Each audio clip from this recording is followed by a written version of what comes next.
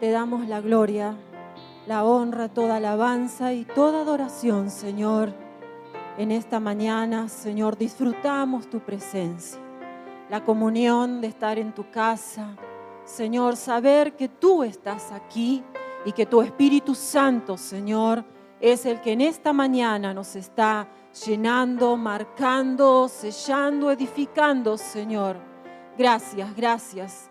Gracias, Señor. En el nombre de Jesús oramos por la iglesia, oramos por la palabra en esta mañana.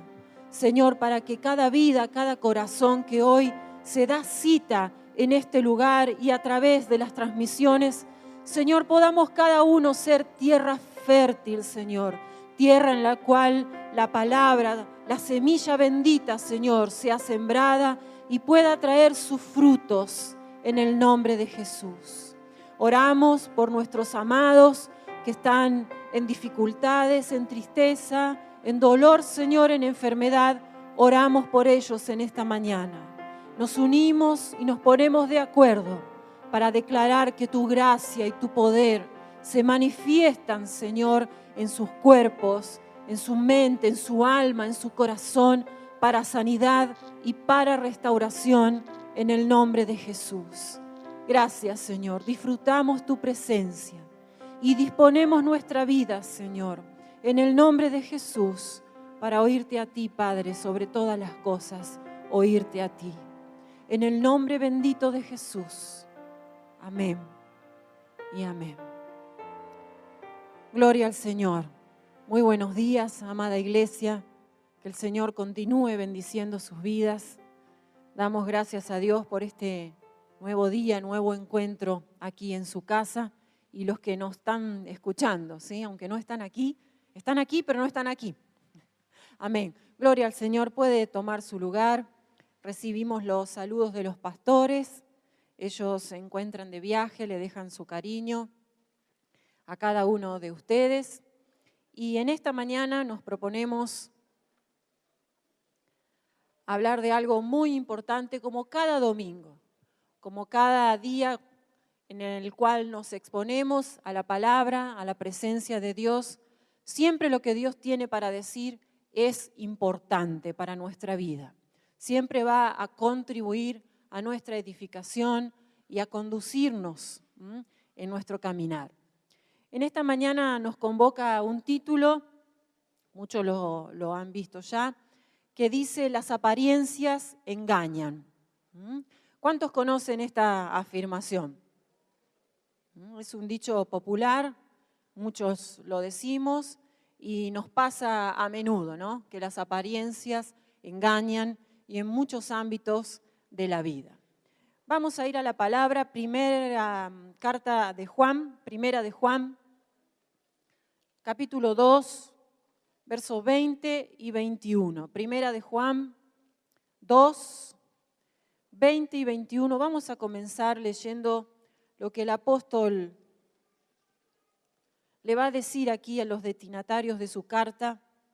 Muy preocupado el apóstol Juan por las cosas que sucedían en la iglesia y dentro de lo que estaba sucediendo entre las vidas de estos hermanos, también ocurría que las apariencias engañan. Y él les va a decir lo siguiente, primera de Juan 2, 20 y 21. Pero vosotros tenéis la unción del Santo y conocéis todas las cosas. No os he escrito como si ignoraseis la verdad, sino porque la conocéis y porque ninguna mentira procede de la verdad. Vamos a leerlo nuevamente. Pido su atención, por favor. Dice, verso 20, pero vosotros tenéis la unción del Santo. Aquí el apóstol está haciendo referencia al Espíritu Santo. Y conocéis todas las cosas. No os he escrito como si ignoraseis la verdad, sino porque la conocéis y porque ninguna mentira procede de la verdad. Amén. Con esta palabra vamos a comenzar y la vamos a ir viendo a lo largo del desarrollo en esta mañana. Permítame antes sentar algunas bases y poder ver lo que nos está ocurriendo como sociedad e incluso como iglesia. Nosotros hoy vivimos en un mundo donde hay múltiples verdades, hay multiplicidad de verdades. ¿Esto qué quiere decir? Que todo es cierto, todo es válido. Las personas hoy tienen un gran menú de verdades de las cuales elegir y tomar para sus vidas. Usted ve opciones en lo que es religión, en lo que es educación, en lo que es ideología, filosofías. Hay un gran menú de verdades. ¿Y por qué digo verdades? Porque cada una de estas cosas se presenta como una verdad. Se presenta como una verdad, aunque no lo sea. Y las personas, nosotros en general, podemos tener esa libertad de elegir entre este gran menú de verdades. Lo segundo que podemos notar es que dentro de esta sociedad, dentro de este menú en el cual estamos insertos, hay una característica muy destacada y es el relativismo. El relativismo es esta idea de que la verdad ha dejado de ser algo absoluto, algo universal, y se ha transformado en una verdad personal, en una verdad subjetiva. Esto quiere decir, y de acuerdo a la idea del relativismo cultural sobre todo, que algo es verdad según como yo lo vea, como yo lo sienta, según el contexto en el cual me encuentre, la interpretación que yo haga de lo que está ocurriendo o de lo que se está diciendo o de lo que está ocurriendo. Entonces, esta forma de pensar que llamamos relativismo, que es la característica o una de las características más destacadas de la posmodernidad en la cual vivimos, hace que toda verdad quede sujeta al individuo, sujeta a la interpretación, a la percepción, a la experiencia de cada individuo. Entonces, en lugar de tener absolutos o verdades universales, y ahora vamos a tratar de ejemplificar para que puedan entender, la verdad pasó a ser algo transitorio, temporal y personal. Cada uno tiene una verdad. Básicamente de eso se trata. Cada uno tiene una verdad. Y a esto se suma el gran menú de verdades con la que convivimos a diario. Miren, para nosotros, de acuerdo a nuestra cosmovisión y nuestra fe, la familia está compuesta por un hombre y una mujer que se aman, que se respetan, que deciden vivir juntos, hacer pacto con Dios y formar una familia, ¿verdad? ¿Sí o no? Eso para nosotros es indiscutible, es una verdad, es un principio eterno, absoluto, universal. Pero ese mismo concepto hoy ya no es así. Hoy el concepto de familia es mucho más abarcativo y tiene que ver con la famosa diversidad en la cual estamos insertos. Y esta diversidad no tiene solo que ver con comunidades o colectivos o ideología de género, sino que tiene que ver con esta sociedad o este contexto sociocultural en el cual vivimos hoy en día. Entonces, por la necesidad que tenemos de incluir en el concepto de familia otros tipos, se han ampliado, se ha cambiado el concepto de familia. Entonces, nuestros hijos en las escuelas están aprendiendo que una familia también puede estar compuesta por dos mujeres que se casan y deciden tener hijos, dos hombres que se casan y deciden tener hijos. Eso es a lo que nuestros hijos y nuestra generación y nosotros mismos estamos siendo expuestos. Y se presenta como una verdad. A eso voy cuando le digo que hay multiplicidad de verdades. Todo se presenta como una verdad. ¿Me explico? Acompáñeme para poder llegar al corazón del mensaje. Esta semana, por ejemplo, escuchábamos tristemente a nuestro señor presidente decir la siguiente frase: yo ya estoy deconstruido. Deberíamos construir desde la perspectiva de género, aceptando la diversidad. ¿Sabe que la deconstrucción tiene que ver con este fenómeno del relativismo y de la multiplicidad de verdades? Y tiene que ver, por supuesto, con una ideología muy particular, que es la ideología de género, y hoy no vamos a tratar sobre eso, pero viene a ejemplificar lo que tratamos de explicar. Cuando una persona es deconstruida o un concepto es deconstruido, quiere decir que se borra todo lo que antes se creía o se sabía y se construye una nueva idea sobre el mismo concepto. Entonces, por ejemplo, se habla de la deconstrucción de la familia, la deconstrucción de la mujer, de la religión, del sexo, y ahí aparece, por ejemplo, la ideología de género. ¿Por qué? Porque todo lo que sabíamos hasta ahora de lo que es el sexo, la familia, ser una mujer, ser un varón, Dios, la iglesia, está siendo deconstruido para construir una nueva verdad, entre comillas, que toda la sociedad tiene obligación de creer, aceptar y respetar. ¿Me va siguiendo? Entonces nosotros aparecemos como una manga de rebeldes, que no está dispuesto a aceptar algo que sabemos que no está de acuerdo al diseño de Dios. Y justamente esta generación se levanta para oponerse y rebelarse en contra de Dios y en contra de todo lo que tiene que ver con Dios. Si usted observa los carteles que llevan las marchas feministas, usted va a notar cuáles son las declaraciones de muchas de estas mujeres que lamentablemente han tomado como una verdad para su vida algo que no lo es. Entonces usted va a ver ni Dios, ni Estado, ni marido. No sé si usted ha visto eso, pero eso es tremendo, es terrible. Y nos habla de una gran rebelión contra Dios sobre todas las cosas, contra todo lo establecido, contra todo lo diseñado por Dios.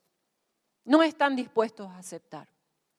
El tercer punto que quiero compartir es que hay una gran manipulación de la mente y una gran exaltación de los sentidos.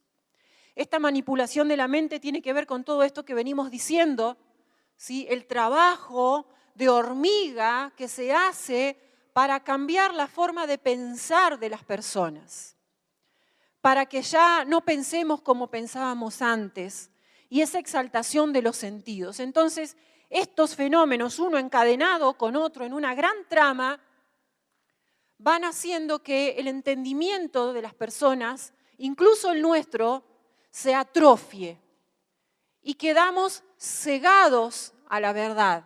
Y no solo se atrofia y se enceguece el entendimiento, según la palabra, 2 Corintios 4:4, sino que se entenebrece. Todo esto que se va moviendo, inspirado en el infierno, va contribuyendo al entenebrecimiento de nuestro entendimiento.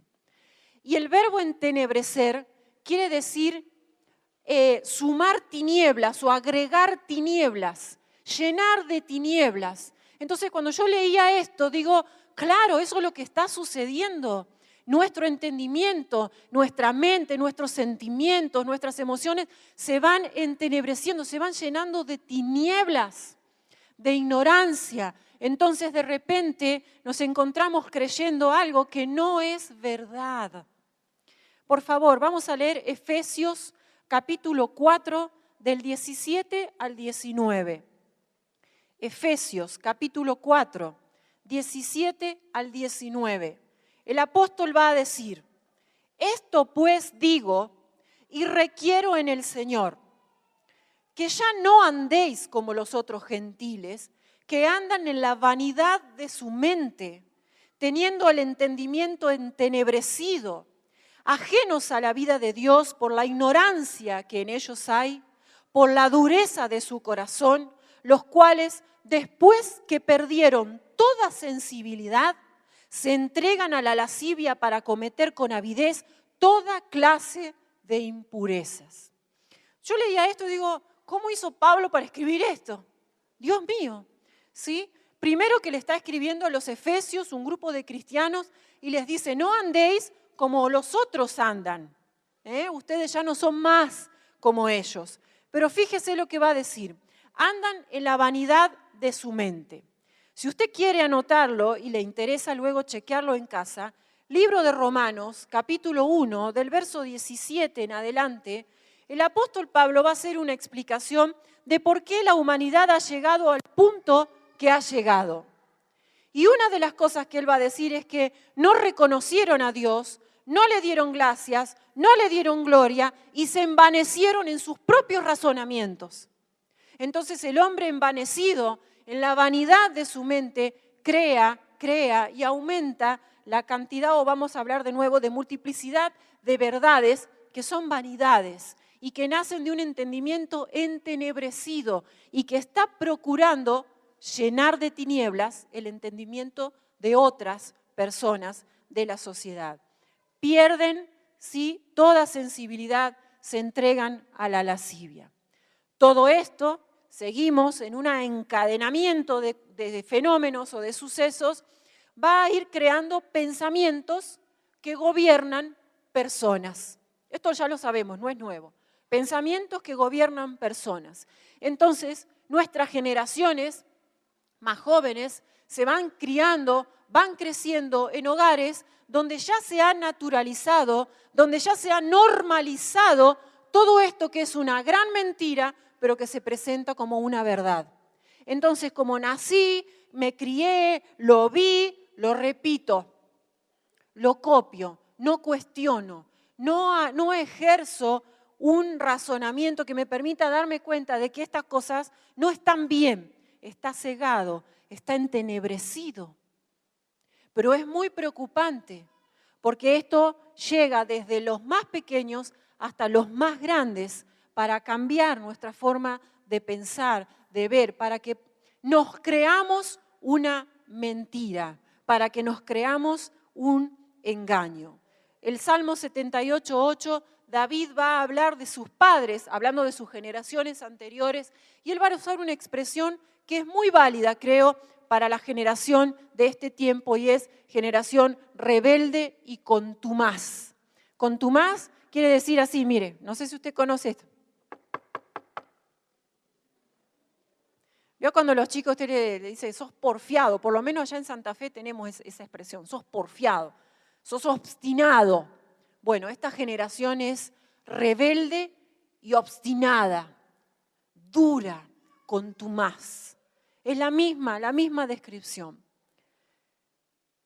Y llegamos, como estamos diciendo, al punto en que muchas personas, en lugar de vivir en la verdad, viven en la mentira, viven en el engaño.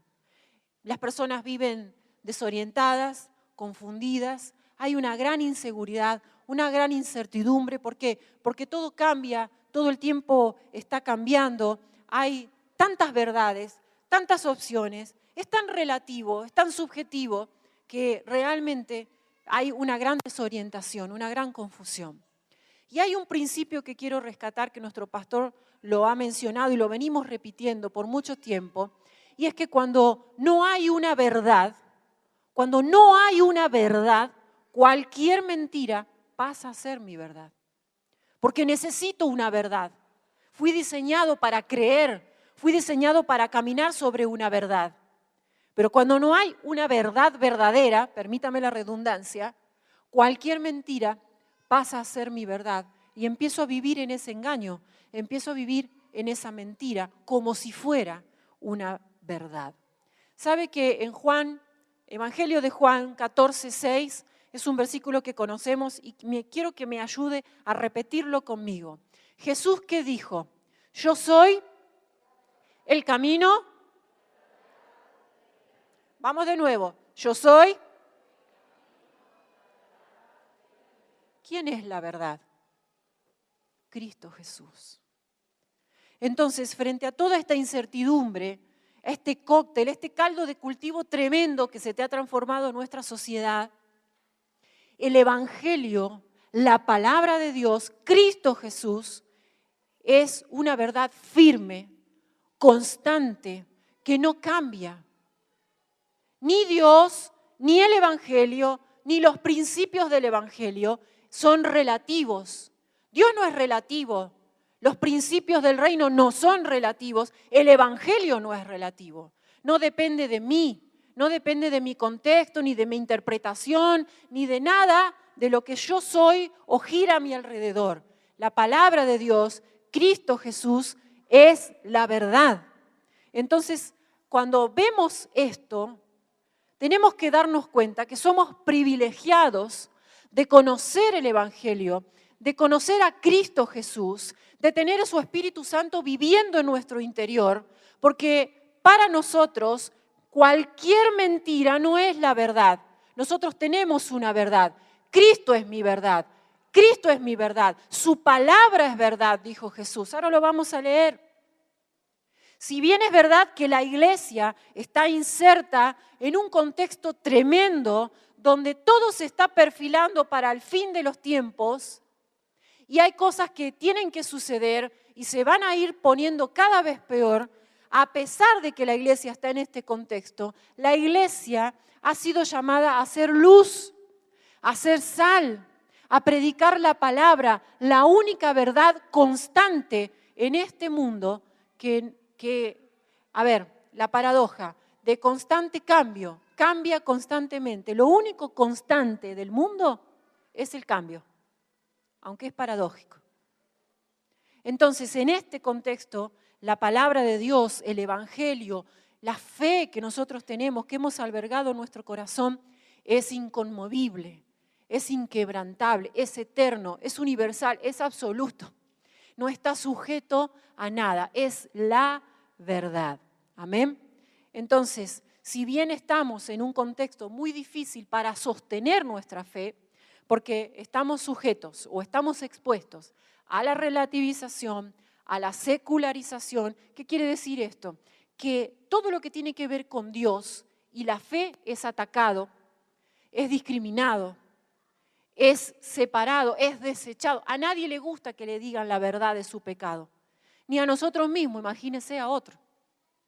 Hablábamos con un matrimonio de pastores hace unos instantes de la situación que viven en la comunidad donde ellos están trabajando. Y la gran enfermedad del siglo XXI, amados, no quiero cambiar. Es gravísima, no tiene solución, porque ni Dios puede hacer algo. Usted sabe que Dios es todopoderoso, ¿verdad? ¿Eso qué significa? Que Dios todo lo puede, pero hay algo que no puede. No me tilde de hereje, por favor. Hacer lo que te toca hacer a ti y a mí, no lo puede hacer Él. Entonces, Él ya envió a su Hijo, ya murió, ya resucitó, ya envió el Espíritu Santo, tenemos poder, pero la decisión es tuya y es mía. Si decidimos aceptarlo, qué estilo de vida vamos a vivir, si vamos a cambiar o no vamos a cambiar. Entonces, el poder de Dios tiene un obstáculo, vamos a decir, y somos nosotros mismos. Nos corresponderá a nosotros tomar una decisión. Entonces, frente a todo esto, a lo que nosotros estamos expuestos continuamente como una gran influencia, nos es necesario entender que necesitamos permanecer firmes. Sé que los chicos que han estado en los 2 encuentros vida deben tener esta palabra así como súper aceitada. Permanecer firmes. Y voy a usar una expresión, no es joda, es serio, muy serio. La batalla de la fe que hoy libra la iglesia es más seria de lo que nosotros logramos entender, porque es necesario permanecer. Si no permanecemos, amados, en vano será todo lo que ha ocurrido antes. Necesitamos permanecer. Amén. Entonces, retomando lo que veníamos diciendo, vamos entrando en el corazón de este mensaje y decimos que el engaño es una de las estrategias más efectivas que tiene Satanás en contra de la humanidad completa, vamos a decir, no solo en contra de la iglesia. El engaño es una de las estrategias más efectivas de Satanás. ¿Qué significa engaño? Mire, en resumidas cuentas, engañar es darle a la mentira apariencia de verdad. Eso es engañar, es darle a la mentira apariencia de verdad. Llevar a alguien a creer algo que no es verdad como si lo fuera. Y por diccionario, estas son de definiciones de diccionario, esta acción de engañar incluye palabras, acciones, pero lleva implícita la idea de una ilusión óptica. Y digo, ¿cómo una ilusión óptica? Sí, cuando en nuestra mente se logra dibujar la imagen del engaño. Y yo los voy a llevar al primer momento donde esto está claramente descrito. Génesis, capítulo 3, versículo 1. Ya lo vamos a ver ahí, al enemigo trabajando, usando el engaño. Dice, la serpiente era astuta, 3:1 de Génesis, más que todos los animales del campo que Jehová Dios había hecho, la cual le dijo a la mujer, atención, con que Dios os ha dicho, no comáis de todo árbol del huerto, ¿eso es verdad? ¿Sí o no? Acá empieza el engaño. Una parte es verdad y otra parte es mentira. Porque del único árbol que no podían comer, ¿cuál era? De los demás sí. Entonces él va a empezar a decir, ¿con qué Dios les dijo que no coman de todo árbol del huerto? Y la mujer le respondió a la serpiente, del fruto de los árboles del huerto podemos comer. Bien, Eva. Pero del fruto del árbol que está en medio del huerto, dijo Dios, no comeréis de él, ni le tocaréis, para que no muráis. Hasta aquí sostenía lo que Dios le había dicho. Entonces la serpiente dijo a la mujer, no moriréis, sino que sabe Dios que el día que comáis de él, serán abiertos vuestros ojos y seréis como Dios, sabiendo el bien y el mal. ¿Y acá qué pasó? Verso 6. Y vio la mujer que el árbol era bueno para comer y que era agradable a los ojos y árbol codiciable para alcanzar la sabiduría. Fíjese que antes de ser engañada, ella no veía en el árbol atracción alguna. Pero cuando la serpiente se lo pinta y se la dibuja en su mente y le dice, no, pero no es que vas a morir, vas a ser como Dios, vas a tener sabiduría, entendimiento, vas a poder tener el poder de crear las cosas que no son como si fueran. Todo eso a ella le dibujó en su mente el engaño y de repente el próximo versículo dice, y vio, de repente el árbol era codiciable, era agradable. ¿Vio cómo funciona el engaño? De repente algo que yo sabía que estaba mal, que no debo hacer, que no debo tocar, que no debo practicar, que no está bien, de repente el engaño lo transforma en algo posible. ¿Por qué? Porque le da a la mentira apariencia de verdad. Y me engaña. Y así como Eva, y no le vamos a tirar todas las broncas a Eva, aunque yo por ahí me acuerdo de ella. Si la llego a encontrar por allá arriba, mire. La vamos acá corriendo, varias me parece. Porque es lo que nos pasa a nosotros a diario. O sea, esta historia es sencillamente el reflejo de lo que nos ocurre a nosotros. Vamos por favor a Génesis 3:13, ahí nomás, porque quiero que veamos lo que la palabra dice a lo largo de la Biblia, qué se dice de este evento.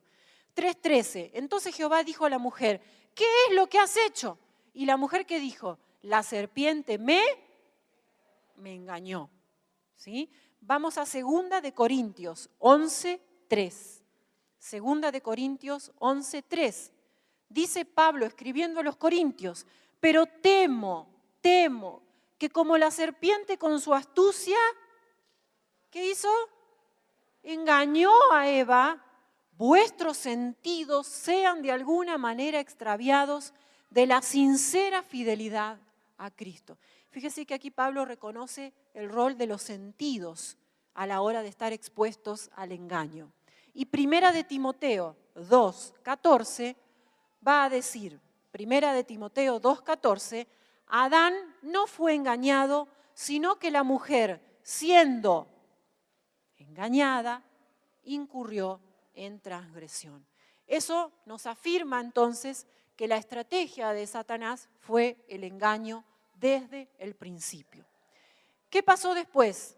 Vino el tiempo de Jesús, vino el tiempo de la iglesia primitiva, los apóstoles, y Satanás a lo largo de toda la historia que está registrada en la Biblia, y no vamos a tener el tiempo, casos de engaño hay cantidades para que nosotros podamos entender y aprender, pero cuando llega el momento de la iglesia, del nacimiento y la expansión de la iglesia, lo vamos a ver a Satanás perfeccionando su estrategia. Todo el tiempo él se dedicó a tratar de pervertir y frenar la verdad. Él está en contra de la verdad. ¿Qué nos dijo Jesús en Juan 8:44? Que él es mentiroso y padre de mentira. Eso quiere decir que si es padre, es generador de mentiras, porque es padre de mentiras. Genera. Entonces se encarga de pervertir y de tratar de detener la verdad. Cuando llega el momento de la iglesia, empezaron a aparecer los falsos profetas, falsos maestros, falsos cristos, va a decir Jesús, falsos hermanos, va a decir un apóstol. Y yo abría los ojos cuando leía estas cosas porque es impresionante el registro bíblico acerca del engaño y de la falsedad. Pero esta forma de trabajar de Satanás a nosotros nos tiene que hacer recordar o enseñar de que Satanás no es ningún improvisado. Satanás no improvisa, Satanás trabaja con planificación. Pablo le va a decir a los corintios, no ignoramos sus maquinaciones. La palabra maquinación tiene que ver con un trabajo previo, ¿sí? Vamos a llamarle nosotros logística. Entonces ha perfeccionado su estrategia y la transformó en falsos profetas, en falsos maestros. Y no solo eso, vamos a ir buscando Colosenses 2:8. Colosenses 2:8. Van a aparecer las filosofías, van a aparecer las herejías, van a aparecer un montón de cosas, otras religiones, incluso la ley misma, volviéndose en contra de la verdad. Colosenses 2:8 dice, mirad que nadie os engañe por medio de filosofías y huecas sutilezas, según las tradiciones de los hombres, conforme a los rudimentos del mundo y no según Cristo. Cuando la Biblia o el apóstol aquí habla de sutilezas, nos está hablando de esas cosas que son poco perceptibles. Algo que es sutil es algo que es muy difícil de percibir. Y de esa forma va trabajando el enemigo. ¿Para qué? Para engañar. Para que de alguna manera una mentira pueda llegar a transformarse en una verdad para nosotros y para cualquier persona. Entonces, hoy más que nunca, la iglesia tiene que pelear la batalla de la fe. Decíamos hace un ratito, no es cualquier cosa, es más seria, es más profunda de lo que nosotros podemos entender, pero es una batalla que necesita ser peleada. Frente al engaño, frente a la mentira, frente a la manipulación, frente a las mezclas. Porque no es solo que algo se presenta y dice, esto es todo falso, o esto es todo verdadero, se mezcla. Entonces se hace cada vez más difícil la identificación, lo verdadero de lo falso. ¿Hasta aquí me ha acompañado? Bueno, vamos a trabajar, vamos a ir rapidito. Quiero entrar en describir algunos puntos que tienen que ver con el engaño y con los engañadores y su forma de trabajar. Creo que la intención del Espíritu Santo es prepararnos, amados, seguir preparándonos. No es que esto prepara, sino que venimos en una preparación para que la iglesia pueda pelear esa batalla de la fe y salir victoriosa. Mire, si hay algo que el engaño tratará de hacer es debilitar nuestra fe. Si nosotros caemos en el engaño, vamos a traicionar la fe, vamos a entregar nuestras convicciones, vamos a cambiar nuestra verdad por una mentira. Entonces no le demos la oportunidad al enemigo de engañarnos. No caigamos en sus mentiras, estemos alertas. El Señor decía, velad y orad. No es que yo tengo que hacer vigilia y con los ojos así viendo ya estrellitas. Se refiere la palabra velad a estar alertas, a estar atentos, a no descuidarnos. Y para eso está también la parábola de las vírgenes que usted conoce muy bien. Vamos a ver, pregunta, ¿qué produce el engaño? ¿Qué produce el engaño como estrategia del enemigo para detener la verdad, para estorbar la verdad y debilitar la fe de la iglesia? Número 1, empieza justamente a debilitarse la fe. ¿Por qué se debilita la fe? Porque el engaño no se alimenta de la verdad. Vamos de nuevo, ¿quién es la verdad? Juan 14:6. ¿Quién es la verdad? No. ¿Café con leche? ¿Mate cocido? ¿Mate? ¿Algo tomaron antes de venir? Mire que el cerebro no arranca si no tiene un poquitito de azúcar, algo que le dé un poquito de combustible. Trate de tomar algo antes de venir. Vamos de nuevo. Juan 14:6. ¿Quién es la verdad? Bueno, le voy a dar otra oportunidad. La respuesta correcta para los que no, a lo mejor alguien tiene miedo de responder, es Jesús, Jesucristo, Cristo. ¿Está bien? Le doy. Vamos de nuevo. ¿Quién es la verdad? Muy bien, ahora sí. Amén. Entonces, Juan 17:17 y 15:1 vamos a preparar. Decimos, el engaño debilita la fe. ¿Por qué? Porque el engaño no se alimenta de la verdad. ¿Quién es la verdad? Cristo Jesús. ¿Y qué es la verdad? Juan 17, ¿qué dice? 17:17. Santifícalos. Entonces, ¿quién es la verdad? ¿Y qué es la verdad? La palabra. Entonces, si alguien deja de alimentarse de Cristo y deja de alimentarse de la palabra, deja de alimentarse de la verdad. Y si deja de alimentarse de la verdad, se empieza a debilitar la fe, porque la fe se nutre de la verdad, no se nutre de otra cosa. Juan 15:1, Jesús dijo, yo soy la vid. Vosotros, todos esos versículos en adelante, el 15:1 en adelante. Yo soy la vid verdadera, mi Padre es el labrador, yo soy la vid, ustedes son los pámpanos, separados de mí, nada podéis hacer. Jesús diciendo que si no mantenemos esta relación vital que nos une a Cristo y a su palabra, nuestra fe se verá debilitada. Y en consecuencia, punto número 2, el engaño debilita la fe, porque no me alimento de la verdad y se comienza a retroalimentar el pecado. ¿Por qué? Y Efesios 4:22 lo va a explicar. Porque nuestro viejo hombre, nuestra vieja naturaleza, se nutre de deseos engañosos, dice el apóstol.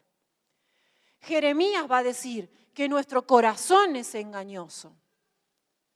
Entonces, si hay engaño, se debilita la fe porque no me alimento de la verdad. Se empieza a retroalimentar el pecado. ¿Por qué? Porque vivo basado en mis deseos engañosos que son parte de mi vieja naturaleza. Y cuando esto comienza a suceder, empieza a aparecer la tibieza, empieza a aparecer el corazón dividido, empieza a aparecer la dureza de corazón. Vamos a Hebreos 3:13.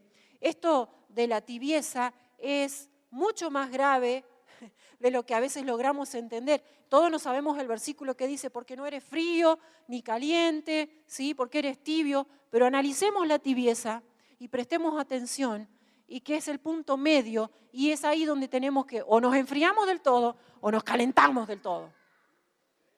Pero si nos vamos cada vez más al frío, siguiendo la corriente del engaño y los pasos, nos volveremos duros de corazón. Hebreos 3:13 dice, antes exhortaos, no dice desen palmaditas en la espalda, los unos a otros cada día, entre tanto que se dice hoy, ¿Para qué?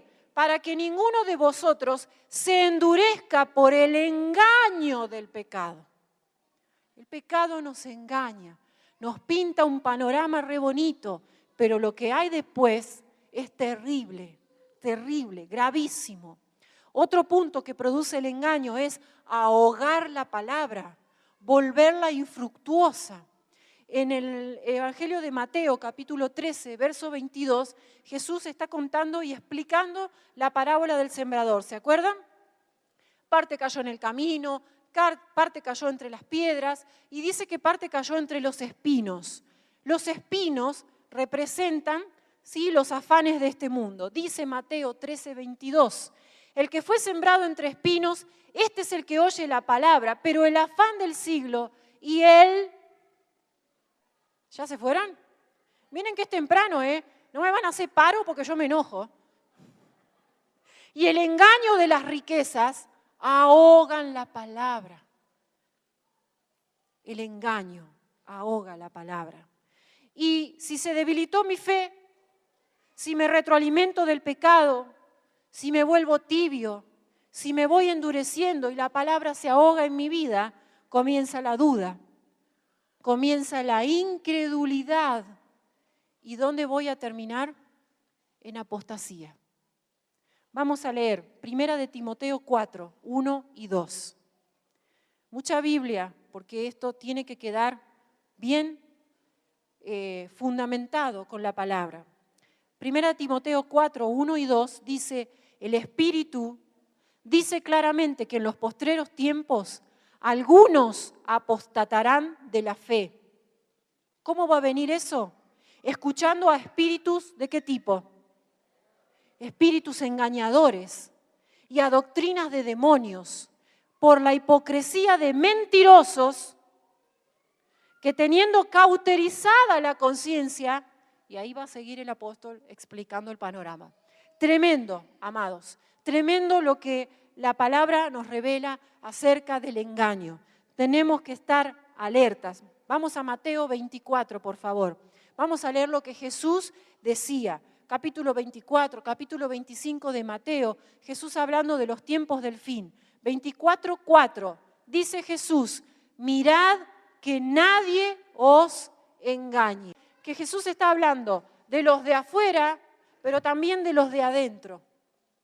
Porque esta batalla que libramos de la fe, en contra del engaño, en contra de la manipulación, de la tibieza, de entregar nuestras convicciones, no solo se pelea con lo que recibimos como influencia del exterior, sino que por la palabra sabemos que esos falsos profetas, apóstoles, maestros, hermanos y Cristos, que los vamos a ir leyendo, están dentro de la iglesia.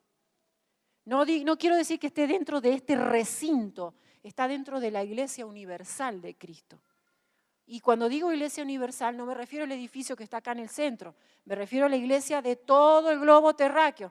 Digo, por las dudas. ¿Me explico?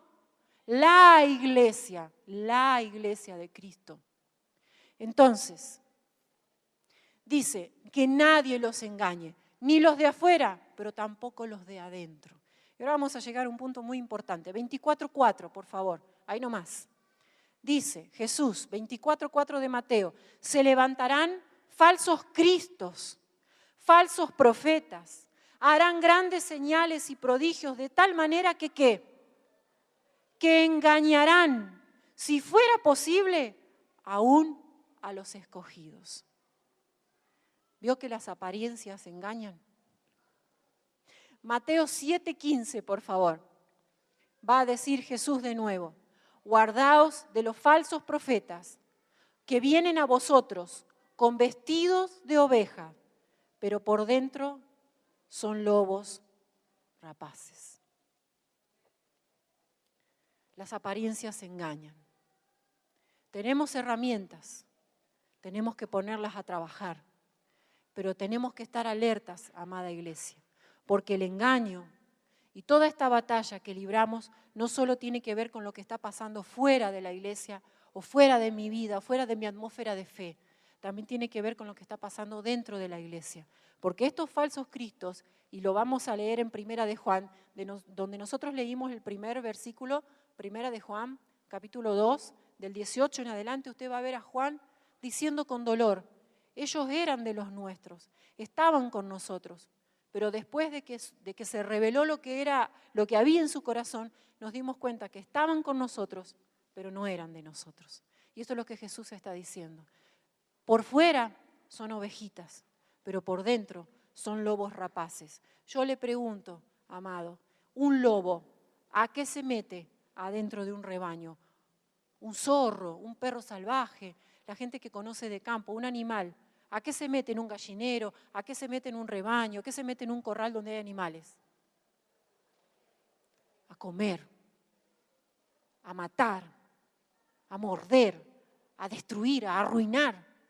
Bueno, eso mismo hacen los falsos. Los falsos son como lobos entre las ovejas. Están entre nosotros para matar, para destruir, para arruinar, para debilitar nuestra fe, para engañar. Y decíamos, y si quiere anotar para no tomar más tiempo con esto, Segunda de Tesalonicenses 2, del 1 al 3, vamos a leer un pedacito, Segunda Tesalonicenses 2, del 1 al 3. Esto que Jesús le advirtió a sus discípulos, lo vemos después manifestarse en el tiempo de la iglesia. Entonces, las cartas de Pablo, de Pedro, de Juan, la carta de Judas, que ahora vamos a leer, son advertencias frente al engaño, frente a los falsos, frente a todo lo que se levantaba para corromper, para pervertir y para frenar la verdad y debilitar la fe de la iglesia. Segunda Tesalonicenses 2, del 1 al 3, dice, con respecto a la venida del Señor Jesucristo y nuestra reunión con Él, os rogamos, hermanos, fíjese, os rogamos, hermanos, ¿qué cosa le pedía Pablo? Por favor, no cambien tan fácil de su forma de pensar, no se dejen engañar tan rápido. Cuando Pablo le va a escribir a los Gálatas, lo hemos hablado en algunas ocasiones anteriores, que él le va a preguntar, oh Gálatas insensatos, ¿quién los fascinó? Lo que él le va a echar en cara no solo es que estaban fascinados, estaban deslumbrados, les habían cambiado la verdad, sino la rapidez con lo que se les habían cambiado. Y Pablo hace ese llamado, no os dejéis mover fácilmente de vuestro modo de pensar. Y en el versículo 3 vuelve a repetir, nadie los engañe, nadie los engañes. Si quiere anotar Primera de Pedro 2, del 1 al 3, y Efesios 5, 6, solo como para tener referencias, hay mucho más, amados, y sería muy, muy interesante que la iglesia pudiera interiorizarse sobre estas cosas. Ahora vamos a hacernos otra pregunta. No se preocupe que vamos arribando ya al final. ¿Cómo son y cómo actúan los falsos profetas, los falsos maestros, los engañadores que hablan la palabra? Por supuesto que en el tiempo que tenemos hoy no podemos hacer una descripción profunda y detallada. Vamos a pasar rápidamente por los rasgos más destacados, pero es importante que lo sepamos. ¿Están acá? Amén. ¿Cómo son y cómo actúan? Vamos a ir a la carta de Judas, por favor. Judas. Tiene un solo capítulo, así que no nos vamos a confundir. Versos 3 y 4. Punto número 1. ¿Cómo son? ¿Cómo actúan? Lo primero que vamos a descubrir aquí, según Judas, es que ellos van a entrar encubiertamente. Dice, amados, por la gran solicitud que tenía de escribiros acerca de nuestra común salvación, me ha sido necesario escribiros exhortándoos a que contendáis ardientemente por la fe que ha sido una vez dada a los santos. Fíjese aquí la referencia que tenemos a lo que estamos nosotros hoy llamándole la batalla de la fe. Acá Judas va a decir, contender ardientemente por la fe. O sea que no era una cosita así como muy livianita, era contender ardientemente por la fe que una vez les fue dada. 4, porque algunos hombres han entrado, ¿de qué forma? ¿De qué forma? encubiertamente los que desde antes habían sido destinados para esta condenación, hombres impíos que convierten en libertinaje, atención, la gracia de nuestro Dios y niegan a Dios, el único soberano, y a nuestro Señor Jesucristo. Cuando alguien encubre, alguien oculta. ¿Sí? Creo que desde los términos legales sería por ahí más fácil de ejemplificar. Pero encubrir es ocultar. Estos, dice Judas, entrarán encubiertamente. Quiere decir que van a entrar ocultando su verdadera identidad y su verdadera intención. Y al principio nos van a convencer, si es que logran engañarnos, de que tienen, ¿sí?, de que son ovejas, de que son de los nuestros, pero en realidad no lo son. Esa entrada, ese entrar encubiertamente es justamente parte del engaño que ellos llevan adelante. Número 2, ¿cómo son? ¿Cómo trabajan? Segunda de Timoteo, capítulo 3, versículo 5. Dice aquí, hay una descripción muy interesante, hoy no la vamos a trabajar, no la vamos a leer.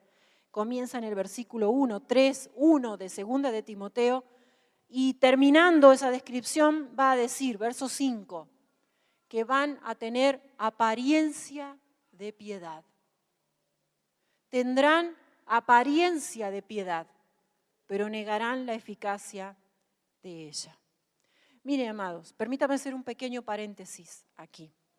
Nosotros vivimos en una sociedad que le ha dado mucha importancia a las apariencias. Muchas personas viven muy preocupadas por su apariencia. No me refiero solo a su apariencia física, no me refiero solo a la estética, me refiero a la imagen que proyectamos sobre los demás para que crean algo de mí. Esa es mi apariencia. Miren, yo voy a hablar de lo que pasaba antes, capaz que ahora no pasa más. Pero allá en Magiolo, ¿no es cierto? Vamos a Magiolo, permiso. Pasa en todos lados, pasa en el ambiente laboral, pasa en el ambiente académico, pasa en todos lados. Cuando aparece alguien, ¿no? Vamos a hablar del contexto de la iglesia, y ese alguien canta re bien, toca un instrumento fabuloso, hace unas oraciones, te tiembla hasta el techo como ora. Unas palabras que parece que estuviera leyendo un diccionario cuando ora. Viene a limpiar, viene a horario. Tremendo. Se ve re lindo. ¿Sí? Hay un pastor que dice, pinta lindo. Bueno, si pinta lindo, mándelo a pintar. Y nos engaña por la apariencia, porque somos muy impresionables. Nuestros sentidos se impresionan fácilmente. Entonces, si tengo una impresión sensitiva, sensual en el sentido de sentidos, ¿sí? Sentidos, especialmente la vista, el oído, quedo impactada, probablemente tome una decisión o haga un juicio de valor sobre esa persona en base a su apariencia. Entonces, estos que son falsos y engañadores saben que todos los seres humanos tenemos un grave problema con la apariencia, porque las apariencias engañan. Ojo, no siempre. A veces la apariencia concuerda con la esencia de la persona, pero muchas veces no. Y los engañadores, los falsos, dice que tendrán apariencia de piedad. Entonces, asociamos rasgos, asociamos características, habilidades, dones, ¿sí?, con un tipo de persona que finalmente termina no siendo. La palabra nos enseña, a propósito de esto, ya saltamos al otro puntito, que nosotros, los hijos de Dios, dice 2 de Corintios 5:7, dice que no andamos por vista, andamos por. Entonces, a la hora de mirar a alguien, también tengo que traer este mismo principio, no por vista, no por lo que la imagen me pueda vender, no por lo que la apariencia me pueda representar, sino llevarlo al plano espiritual. Y vamos a llegar más profundo. el segundo punto que nos dejó Jesús a la hora de decir, bueno, ¿cómo hacemos? ¿Cuáles son las herramientas que tenemos? Jesús dijo, Mateo 7, del 15 al 20, por sus frutos los conoceréis. Justamente hablaba Jesús de los falsos profetas, los falsos maestros. Dice, por sus frutos lo conoceréis. Amados, cuando un fruto es verdadero, el fruto permanece. Pero cuando el fruto es fingido, se desvanece. Atención, cuando alguien está aparentando tener frutos, en algún momento pisa el palito, porque lo está fingiendo. Es una apariencia, es algo exterior, es algo superficial, no hay esencia, no hay naturaleza. Es como el pastor siempre dice de la diferencia entre la oveja y el lobo, ¿se acuerdan? Cuando dice que entraban al redil y el pastor le daba como un golpecito en la cabeza para identificar mejor si era oveja o era otro. Era como lo que leímos, parecía oveja pero era lobo.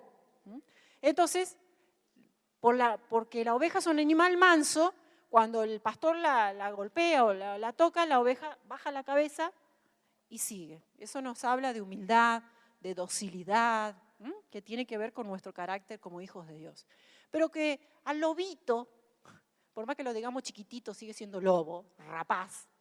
El lobito, si vos lo tocás, no baja la cabeza. ¿Qué hace? Le sale su naturaleza. Nada más, no es que finge ser oveja, su naturaleza es de lobo. Entonces, a eso estamos apuntando. Cuando Jesús dice, por sus frutos lo conoceréis, el fruto que permanece es el fruto verdadero, pero el fruto que se desvanece es fruto fingido.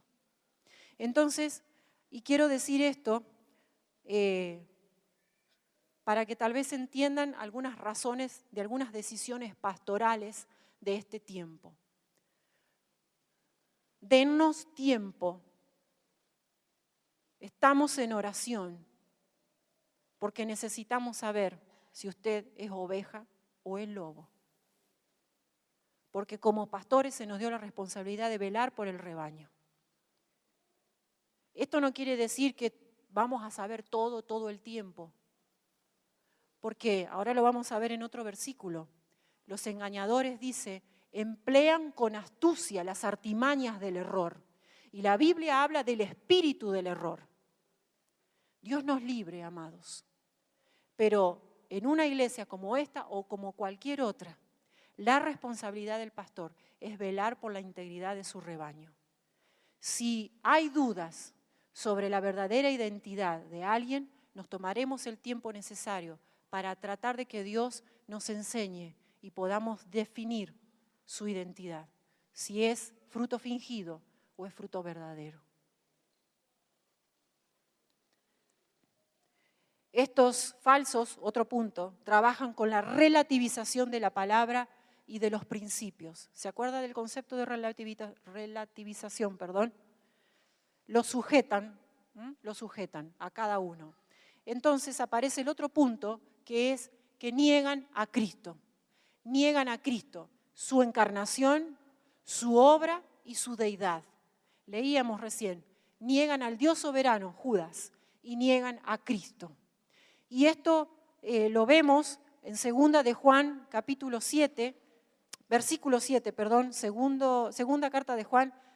7, dice, muchos engañadores han salido por el mundo que no confiesan que Jesucristo ha venido en carne. Quien esto hace es el engañador y el anticristo.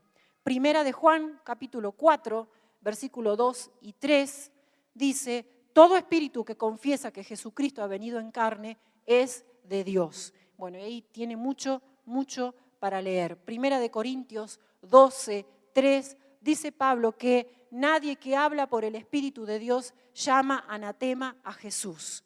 Primera de Corintios 3:11 dice, nadie puede poner otro fundamento que no sea Cristo.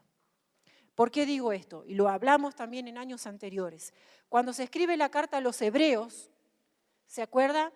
Y quienes nos acompañaron en el seminario tal vez lo tengan más fresquito. La carta de los hebreos es una carta con gran dolor porque los hebreos se estaban volviendo atrás, estaban apostatando de la fe. Una de las cosas que había o que estaba sucediendo entre los hebreos es que le habían quitado a Cristo la superioridad, la soberanía. Se habían vuelto para atrás, estaban cambiando la verdad de Cristo. Entonces, cuidado. ¿Por qué decimos esto? Porque cuando nos exponemos, hoy, amados hermanos, tenemos demasiada oportunidad de escuchar a gente hablar de la palabra, predicadores, maestros, gente que predica. Hay miles, millones en redes sociales, en diferentes tipos de plataformas. Hay cantidad de opciones. O sea, usted tiene toda la libertad de elegir.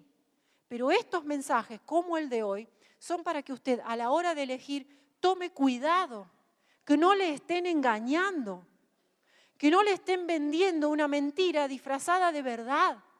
Recuerde, engaño es vestir a la mentira como si fuera una verdad. Y el problema no es que yo la escuche, el problema es cuando yo la creo, la meto a mi vida y la empiezo a vivir. Amados, el engaño nunca traerá los mismos frutos que la verdad. La verdad produce frutos de bendición, frutos de edificación, frutos de prosperidad que tanto se busca y tanto se anhela. Pero la mentira y el engaño no trae bendición, no trae prosperidad, no trae edificación, trae más dolor, trae destrucción porque ese engaño no es verdad, no es la verdad. ¿Quién es la verdad? ¿Y qué es la verdad? Amén. Entonces, todos deberemos tener el cuidado, la prudencia de poder estar atentos y poder detectar. ¿Reconoce a Cristo? ¿Me está hablando de la obra de Cristo? ¿O este mensaje se centra en sí mismo o en sí misma, en las obras? ¿O me presenta un evangelio de obras, que si no hago esto no soy salvo, que si no hago esto no me sano, que si no hago esto no me prospera Dios? ¿Qué evangelio es ese? Cuidado, cuidado, porque estamos en los tiempos del engaño. Estamos en los tiempos de los engañadores, de los burladores, ahora lo vamos a leer, de los falsos maestros, falsos profetas. ¿Sabe qué dice la Biblia? Que esta gente se maneja por sus propias concupiscencias.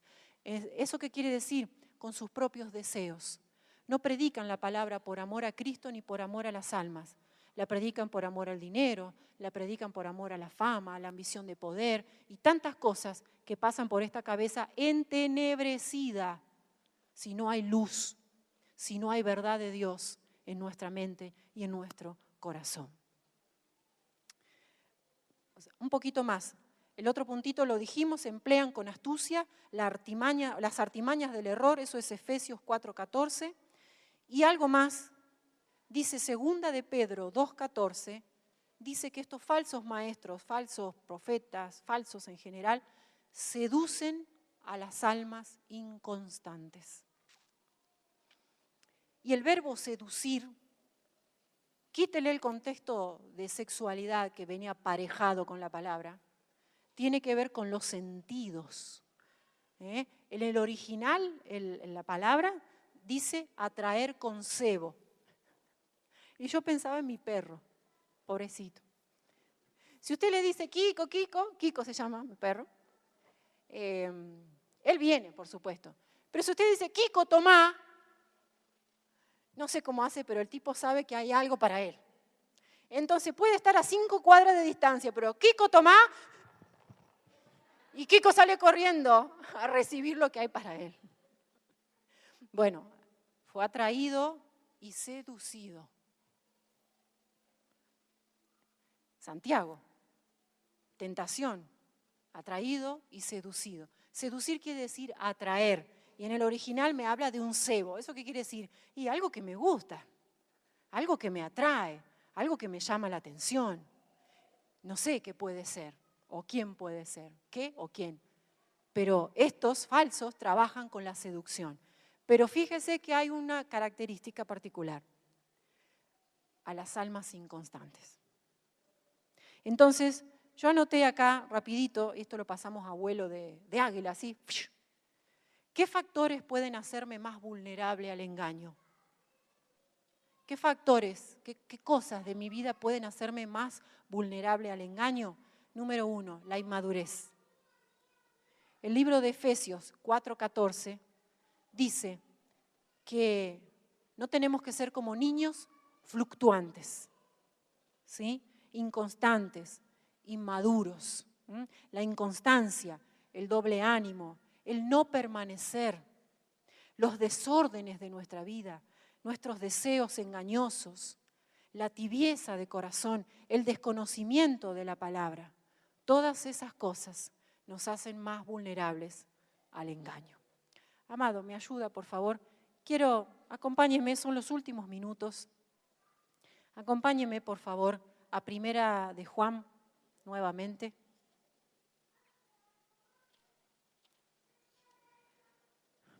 Capítulo 4, versículo 1. Vamos a cerrar este tiempo. No vamos a repasar mucho. Creo que fue soltado mucho como información. Lo importante es que haya entrado a su corazón. Es que estamos en el tiempo del engaño, de la mentira. Estamos en el tiempo en el que Satanás va perfeccionando su estrategia. Decíamos que es una de las estrategias más efectivas, el engaño.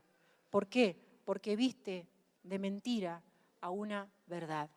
La iglesia ha sido llamada a la verdad, a predicar la verdad, a vivir en la verdad. Y esa verdad de la que estamos hablando no es una verdad relativa como tiene el mundo.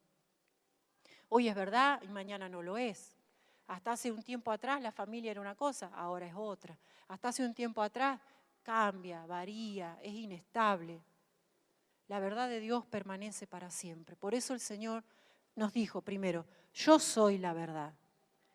Y nos enseñó que Él es el mismo ayer, hoy y siempre. Que no hay en Él cambio ni sombra de variación, para que sepamos que esa verdad es una verdad firme, constante, siempre presente, eterna. Y después también se encargó de decirnos que su palabra es verdad y que su palabra permanece para siempre. Todas las cosas pasarán, pero mi palabra permanece para siempre, dice el Señor. 2 pilares en los cuales fundar nuestras vidas para no caer en el engaño de ningún tipo. Recuerde, no solo tenemos esta batalla o esta situación de la gran influencia que nuestro mundo ejerce sobre nuestras vidas, sino que también tenemos la cuestión interna. Estos falsos, muchos de los casos que los apóstoles van a citar, tienen que ver con gente que eran nuestros hermanos, que eran parte de nosotros, pero que en realidad no eran de nosotros. Se volvieron atrás, apostataron de su fe, fueron engañados. Y hay un pasaje, no recuerdo la cita, pero dice que ellos engañan y son engañados, o sea que se hace como un círculo vicioso. Engañan y a la vez son engañados y se creen sus propias mentiras. Es tremendo. La recomendación de Dios para la iglesia a la que Él ama. Usted y yo fuimos comprados con la sangre de Cristo. El precio más alto que se ha pagado por alguien es el precio que Jesús pagó por ti y por mí. Tenemos que darle la seriedad que esto merece, haber sido comprados y lavados por la sangre de Cristo. Juan le va a decir a sus lectores, Primera de Juan 4:1, amados, no creáis a todo espíritu, sino probad los espíritus, si son de Dios, porque muchos falsos profetas han salido por el mundo. No creáis a todo espíritu, sino probad los espíritus, si son de Dios. La palabra nos enseña algo muy importante que vamos a recordar hoy también. Cuando Jesús se fue, dice que Él envió ¿a quién? Vamos. ¿A quién envió? Al Espíritu Santo. ¿Qué tipo de espíritu es el Espíritu Santo? ¿Es un espíritu de error? ¿Es un espíritu de mentira? ¿Qué dice la palabra? Que es un espíritu de verdad. Y no solo que es un espíritu de verdad, sino que nos guiará a toda verdad. Entonces, creo que lo importante que tenemos que tomar de esta recomendación, vamos a decirle recomendación a lo que Juan le escribe a sus lectores y que nosotros le vamos a dar valor para nuestra vida hoy. Cuando él habla de probar los espíritus, está dando por sentado o implicando que nosotros tenemos el Espíritu Santo. Ese Espíritu Santo que habita en nosotros es el Espíritu de Dios y es un Espíritu de verdad y que nos guía a toda verdad. Si nosotros tenemos esa comunión con el Espíritu Santo, que Él está vivo y activo en nosotros, Él podrá hablarnos y nosotros podremos escuchar y probar los espíritus. Pero si lo hemos entristecido, si lo hemos apagado, si de alguna manera lo hemos entristecido, contristado, dice la palabra, creo que es una buena oportunidad en esta mañana para restaurar nuestra comunión con Dios y con su Espíritu Santo. Necesitamos al Espíritu Santo. Amados, el Espíritu Santo no es solo para el circo. El Espíritu Santo es para que tú puedas conducir tu vida en la verdad, para que recibas de Dios palabra, aliento, guía, dirección, consuelo, para que nos revele aquellas cosas que nosotros con nuestros ojos naturales no podemos ver. El Espíritu Santo es mucho más que un montón de cosas que nos venden los medios de comunicación o los predicadores en general. Dice Juan 16:3, cuando venga el Espíritu de verdad, Él los guiará a toda verdad. Y lo otro que quiero juntar con esto son diferentes verdades de diferentes escritores, pero todos contribuyen a una sola verdad. Dijimos, número 1, probar los espíritus. ¿Qué quiere decir probar? Examinar, tomarme tiempo, no a las apuradas, no improvisando, no a la ligera. Examinar, poner a prueba, eso quiere decir probar. Lo puedo poner a prueba desde mi propia carne humana, pero lo debo poner a prueba según el Espíritu de verdad.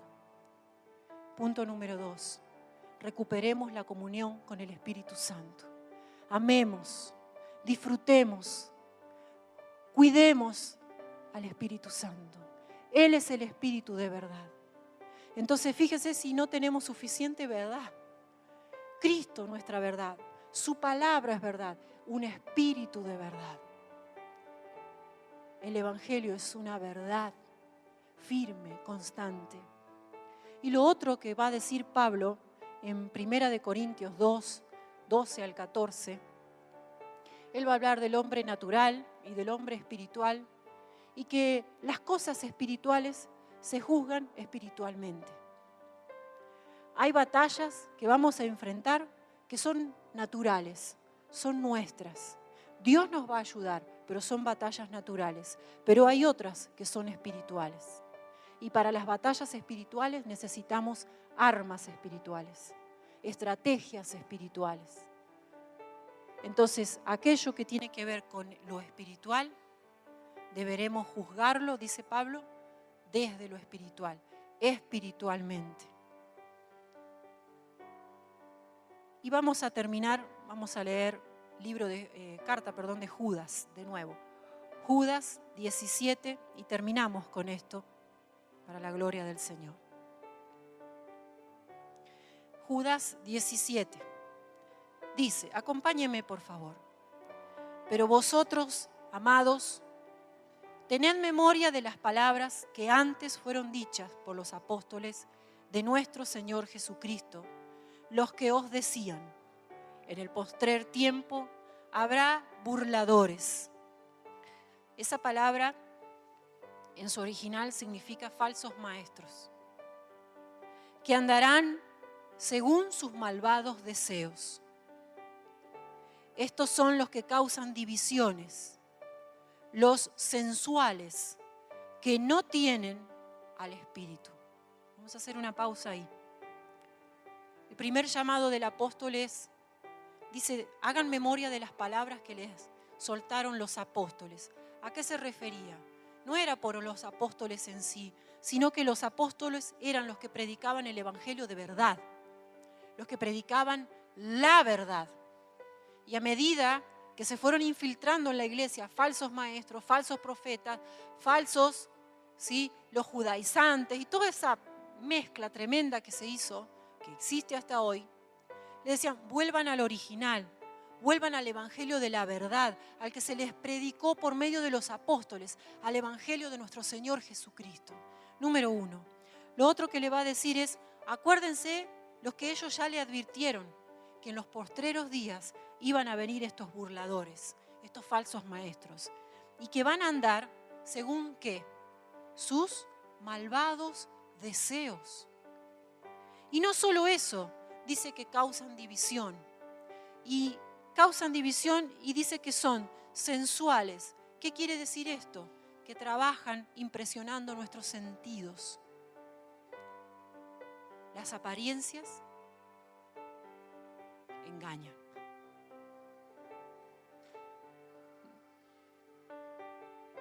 Y que no tienen al Espíritu. Y fíjese, que es Espíritu con mayúscula, porque está hablando del Espíritu de Dios. Por eso no pueden predicar nada que sea verdadero, porque el Espíritu de verdad no está en ellos. Verso 20.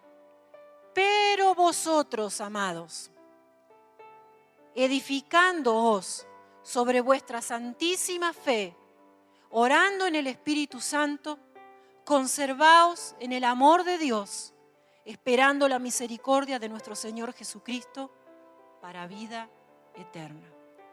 ¿Se anima a que lo leamos juntos? Con esto terminamos y nos ponemos de pie. Verso 20. A la cuenta de 3 nos leemos juntos. 1, 2, 3. Pero vosotros, amados, edificándoos sobre vuestra santísima fe, conservaos en el amor, esperando en nuestro Señor Jesucristo para vida eterna. Gloria a Dios. Póngase de pie, amada iglesia. Gracias por su atención, por su respeto. El llamado de Dios es en esta noche. Edificándoos los unos a los otros, quiere decir. ¿Cuál es la base? Nuestra fe. Por eso, las palabras que se vienen soltando, hay un llamado insistente de Dios sobre la fe. Si usted mira para atrás, los mensajes tienen que ver con la fe. No entregues tu fe, no negocies tu fe, no entregues la verdad. No la entregues. Dice la palabra, cómprala y no la vendas. No la entregues. No dejes que ninguna mentira, ningún engaño debilite tu fe, apague el fuego del Espíritu Santo en tu vida. Guarda tu vida, guarda tu corazón, orando en el Espíritu Santo, guardándonos en el amor de Dios. Y lo último que va a decir es, esperando la misericordia de Dios, en lo que todos estamos ansiosos porque llegue un día, y es el regreso de nuestro Señor. Amén. Cerramos nuestros ojos, solo unos instantes. Cierre sus ojos, no se mueva, quédese quietito. Lo que hoy hemos hablado tiene una gran importancia y gran profundidad. Dios está preparando, Dios está entrenando a la iglesia, Dios está trayendo a memoria de la iglesia palabras, porque se agudiza el tiempo en el cual la batalla de nuestra fe se volverá aún más recia. Judas dijo, contender ardientemente por nuestra fe. No será fácil, pero tenemos las herramientas para poder movernos en la verdad. Recuerde, mi amado, Jesucristo es la verdad. No es ningún hombre, ni ninguna mujer, ni ninguna institución, ni ninguna obra que tú y yo podamos hacer. Jesucristo es la única verdad y es el único camino al Padre. La palabra de Dios es la verdad y es la única verdad. todo lo que escuchemos, todo lo que hablemos, tiene que estar basado en la palabra para que sea la verdad. Y cuidemos y amemos al Espíritu Santo, ese Espíritu de verdad que nos guía a toda verdad. Amén. Gracias, Señor. Gracias por esta mañana, de oír tu voz. Señor, de darnos cuenta de cuánto nos amas, de cuánto te preocupas por tu iglesia, Señor. Gracias porque podemos ver ese amor.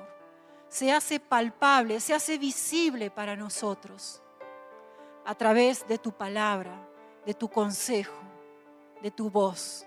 Gracias por hablarnos, gracias por enseñarnos, gracias porque nos escogiste, porque nos elegiste.